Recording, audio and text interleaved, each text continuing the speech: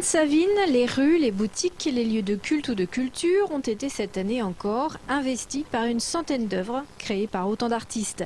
De l'art d'aujourd'hui, fabriqué avec des matériaux d'aujourd'hui, de récupération de préférence. C'est utiliser les matériaux de notre époque et faire une recherche, essayer de comprendre, pas d'aimer forcément l'objet.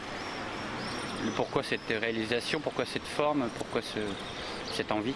Cette année, les Inattendus ont fêté leur anniversaire, un événement pour donner toute sa place à l'art actuel. C'est effectivement un manifeste de l'art contemporain, de la mise à disposition de la population la plus large de cette notion d'art contemporain.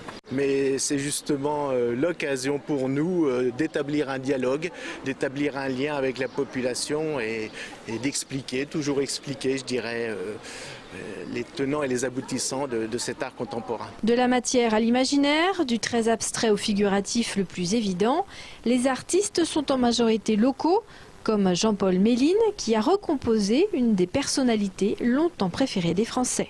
C'est une œuvre un petit peu bizarre, un petit peu décalée, puisque ça représente un personnage extrêmement connu, que tout le monde connaît, mais on ne le voit pas tout de suite. Il faut se mettre dans un certain axe pour découvrir le personnage, qui est l'abbé Pierre. La sculpture est éclatée en morceaux, et ensuite on la réassemble en se positionnant à un certain endroit. Traces, empreintes, signatures, c'est le thème de cette semaine artistique descendue dans la rue, une thématique que Élie III, ancien dentiste, a exploitée simplement. Empreintes, tout de suite j'ai pensé à mes empreintes dentaires que j'ai pratiquées pendant 40 ans. Traces, des traces de la vie, souvent il ne reste que le crâne, donc j'ai pensé au crâne.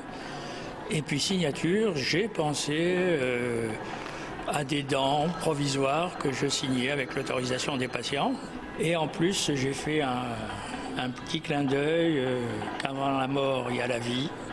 Et donc j'ai essayé de matérialiser ça par les différents sens, la vue, l'odorat, le son, avec un haut-parleur par exemple. Les Inattendus vous surprendront à chaque coin de rue de Sainte-Savine jusqu'au 29 mai prochain.